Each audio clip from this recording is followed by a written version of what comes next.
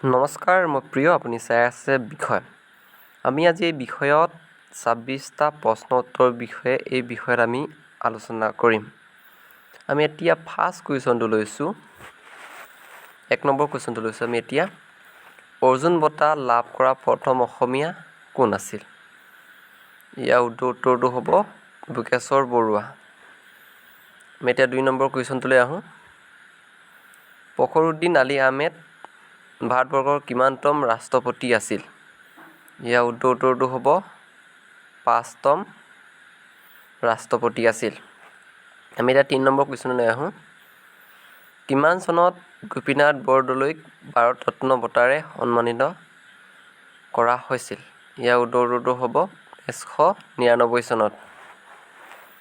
আমি এতিয়া 4 নম্বৰ কুৱেশ্যনটোলৈ আহোঁ। অসমৰ পৰা কোনে প্ৰথমে ভাৰতবৰ্ষৰ নিৰ্বাচনী আয়ুক্তৰূপে নিযুক্তি হৈছিল? ইয়াৰ উত্তৰটো হ'ব হৰিশংকৰ ব্ৰহ্ম। এতিয়া 5 নম্বৰ কুৱেশ্যনটোলৈ আহোঁ। অসমৰ কাক লায়ন মেন অফ আছাম বুলি জনা যায়? ইয়াৰ উত্তৰটো হ'ব ৰাধা গোবিন্দ বৰুৱা। আমি এতিয়া 6 নম্বৰ কুৱেশ্যনটোলৈ আহোঁ। সৰ্বানন্দ সোণোৱাল বৰ্তমান অসমৰ কিমানতম মুখ্যমন্ত্ৰী আছিল? ইয়াৰ উত্তৰটো হ'ব 14তম। আমি এতিয়া 7 নম্বৰ কুৱেশ্যনলৈ আহোঁ। ছৈয়দ আব্দুল মালিকে 1972 চনত কোনখন উপন্যাসৰ বাবে সাহিত্য একাডেমী বঁটা লাভ কৰিছিল? ইয়াৰ উত্তৰটো হ'ব অঘৰী আত্মাৰ কাহিনী। আমি 8 নম্বৰ কুৱেশ্যনলৈ আহোঁ। অসমৰ কাক লোহিত কোঁৱৰ বুলি জনা যায়? ইয়াৰ উত্তৰটো হ'ব ৰুদ্ৰ বৰুৱা। আমি এতিয়া নেক্সট কুৱেশ্যনলৈ আহোঁ। 9 নম্বৰ কুৱেশ্যনলৈ আহোঁ। 2018 চনত কোনে অসমীয়া ভাষাত সাহিত্য একাডেমী বঁটা লাভ কৰিছিল? ইয়াৰ উত্তৰটো হ'ব জয়ন্ত মাধৱ বৰা। আমি 10 নম্বৰ কুৱেশ্যনলৈ আহোঁ। চুতীয়া ৰাজ্যৰ প্ৰতিষ্ঠাপক কোন? ইয়াৰ উত্তৰটো হ'ব বীৰপাল। 11 নম্বৰ কুৱেশ্যনলৈ আহোঁ। কিমান চনত আছাম এছ'চিয়েশ্যন গঠন হৈছিল? ইয়াৰ উত্তৰটো হ'ব 1903 চনত। আমি এতিয়া 12 নম্বৰ কুৱেশ্যনলৈ আহোঁ। আছাম এছ'চিয়েশ্যনৰ প্ৰথম সভাপতি কোন আছিল? ইয়াৰ উত্তৰটো হ'ব ৰাজা প্ৰভাত চন্দ্ৰ বৰুৱা। আমি এতিয়া 13 নম্বৰ কুৱেশ্যনলৈ আহোঁ। এছিয়াৰ প্ৰথম তেল শোধনাগাৰ কোনটো? ইয়াৰ উত্তৰটো হ'ব ডিগবৈ। আমি এতিয়া 14 নম্বৰ কুৱেশ্যনলৈ আহোঁ। ডিগবৈ তেল শোধনাগাৰ কিমান চনত স্থাপন কৰা হৈছিল? ইয়াৰ উত্তৰটো হ'ব 1901 চনত।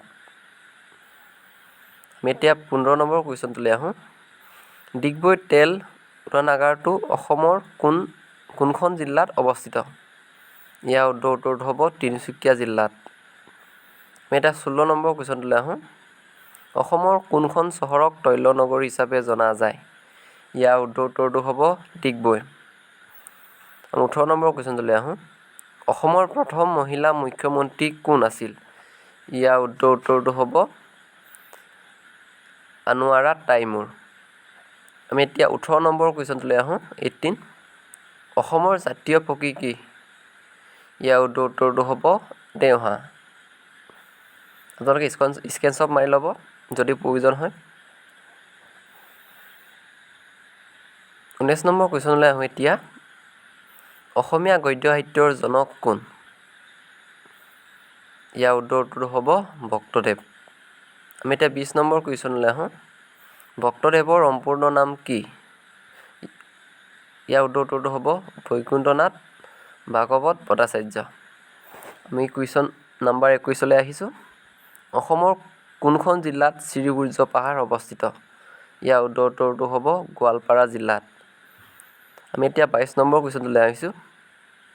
অসমৰ আটাইতকৈ ওখ পৰ্বতমালা কি? ইয়াৰ উত্তৰটো হ'ব বৰাইল পৰ্বত। 23 নম্বৰ কুৱেশ্যনলৈ আহোঁ এতিয়া। অসমৰ মুঠ কেইখন বিশ্ব ঐতিহ্য ক্ষেত্ৰ আছে? ইয়াৰ এনচাৰটো হ'ব 2খন। আমি 24 নম্বৰ কুৱেশ্যনলৈ আহোঁ এতিয়া। অসমীয়া সাহিত্যত কাক বাঙনি কোঁৱৰ হিচাপে জনা যায়? ইয়াৰ এনচাৰ হ'ব আনন্দ চন্দ্ৰ আগৰৱালা। আমি এতিয়া 25 নম্বৰ কুৱেশ্যনটোলৈ আহোঁ। অসমীয়া সাহিত্যত কাক উপন্যাস সম্ৰাট বুলি জনা যায়? আমি সকলোৱে জানো ইয়াৰ উত্তৰ ৰজনীকান্ত বৰদলৈ বুলি। আপুনি ইমানবোৰে বিষয় চাই থকাৰ বাবে আপোনাক ধন্যবাদ। আমি 25টা প্ৰশ্নোত্তৰ বিষয়ে এই বিষয়ত আমি আলোচনা কৰিলোঁ। আপুনি যদি ফেচবুকত চাই আছে তেনেহ'লে ফেচবুক পেজটো লাইক কৰিব আৰু ইউটিউবত চাই আছোঁ যদি আপুনি